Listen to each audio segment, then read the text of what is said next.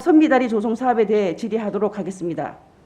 영주시에서는 삼판서 고택에서 맞은편 문화예술회관까지 길이 180m, 폭 2.5m의 보행교 건설 사업인 서천 선비다리 조성 사업을 5억 원의 예산을 들여 기본 및 실시 설계 용역을 추진 중에 있습니다. 처음에 본 사업에 소요되는 예산이 149억 원으로 간담회에 보고되었을 때 본 의원은 코로나19 상황에서 전 영주 시민에게 재난지원금 10만 원씩을 나눠줄 수 있는 금액이고 시민들의 공감대가 필요한 사업이라고 반대를 했습니다. 그 이후 선비다리 조성 계획을 변경하여 다리의 폭과 길이를 줄여 109억 원으로 사업비를 축소하였습니다. 삼판서 고택과 연계하여 KTX 고속철도 개통으로 증가하는 관광객을 유인하고 선비 정신을 상징하는 영주시 랜드마크 시설과 서천변 이온 활성화를 위하여 적극적인 추진 의사를 밝히고 있는 집행부를 보니 걱정이 앞섭니다. 앞으로 베어링 국가 3단 조성과 22년 영주 세계풍기 인삼 엑스포 개최, 선비세상 개장 준비 등 대규모 예산들이 시민들의 어깨를 짓누르고 있는데 관광자원 개발이라는 명목으로 이 사업을 추진 시 관광객 유치에 과연 도움이 된다고 생각하십니까? 사실 영주에 랜드마크가 없어 아쉽긴 하지만 서천 주변에는 관광지로서의 인프라, 휴게시설, 편의시설, 볼거리도 부족하고 유수량도 그다지 많지 않은데 수익적인 면과 공익적인 면을 고려하지 않을 수 없습니다. 또한 최근 발생하고 있는 서천 수질에 대한 고민과 진단도 없이 관광객 유치와 서천변 활성화를 내세운 랜드마크 선비다리 조성 사업은 심도 있는 고민이 필요할 것으로 생각되며 차라리 강 1교의 퇴근길 교통 대란에 대비하여 원당로에서 바로 갈 수 있는 다리의 건설이 더 시급한 것으로 보입니다. 영주라는 우물 속에서 이렇게 하면 관광객들이 몰려오겠지라는 막연한 기대는 금물이라고 생각합니다.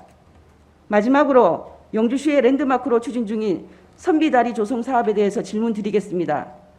산적한 대규모 사업의 예산 마련과 코로나19로 모두 힘든 이때에 선비다리 조성의 시급성과 시민들을 위하여 반드시 필요한 사업인지 말씀해 주시기 바랍니다. 또한 선비다리가 영주시의 랜드마크로서의 역할을 충분히 할 수 있는지 시장님의 견해를 말씀해 주십시오.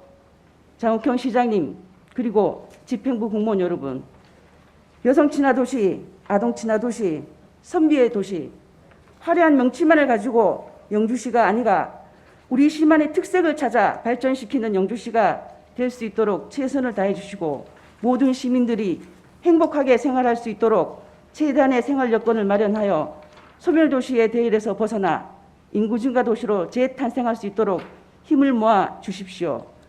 코로나19로 모두가 지쳐가고 있을 이때에 백신 접종의 원활한 추진과 시정 업무를 묵묵히 수행하고 계심에 감사드리며 11월에 백신 접종이 완료되어 면역 체계가 완성되면 시민 모두가 함께 모여 방파르를 외치며 영주시에 더 높은 도약을 기원해 봅니다.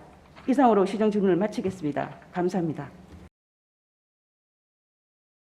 산적한 대규모 사업에 대한 예산 마련과 코로나19로 힘든 이때에 선비다리 조성 사업을 조성해야 하는지 시민들을 위하여 반드시 필요한 사업인지에 대해 물으셨습니다.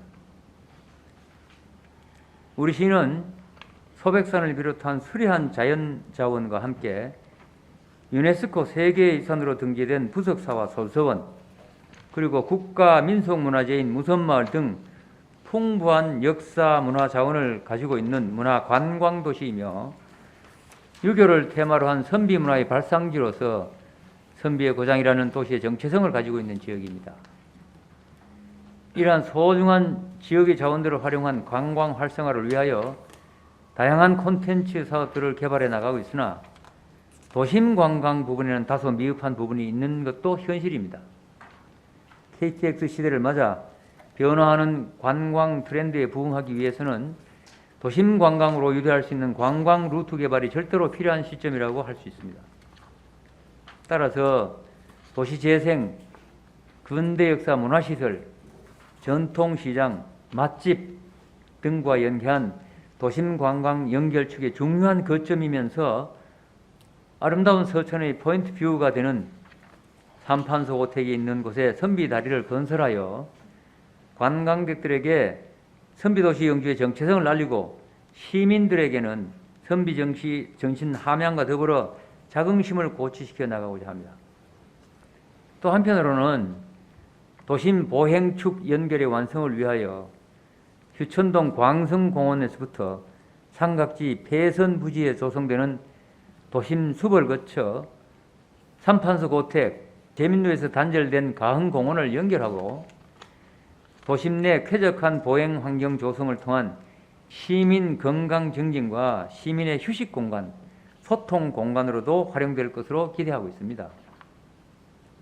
선비다리 조성 사업은 우리 시에서 중장기적으로 추진 중인 도시경관 전략계획의 선비 11경 사업의 일환으로서 선비도시 영주의 정체성을 이미지로 담아 형상화시킨 다리로서 그동안 추진 과정에서 시민의 의견을 수렴하였고 2020년 주요 시책 사업 평가에서는 대부분의 항목에 긍정적인 평가를 받았으며 최근 조사한 주요 시민 대표들의 설문조사에서도 다수가 찬성 의견을 주셨습니다.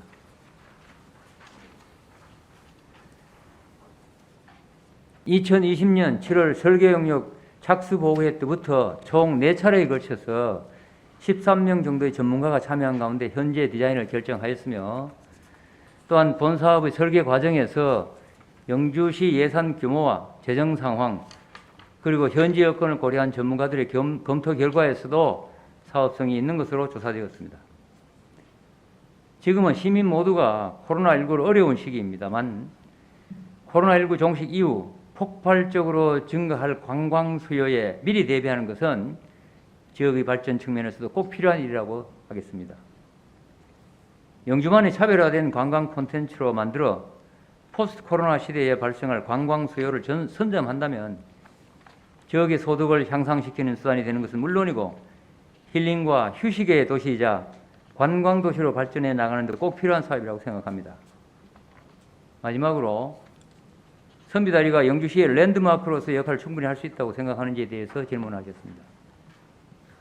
유명한 랜드마크에는 해마다 수많은 관광객들이 몰리면서 지역 경제에 긍정적인 영향을 미치고 침체되었던 도시에 새로운 활력을 불어넣기도 합니다. 도시 규모나 예산 부분 등에서 직접 비교할 수는 없지만 런던의 런던 브리지나 샌프란시스코의 금문교 등은 도시의 랜드마크로서의 많은 관광객을 유인하고 있습니다.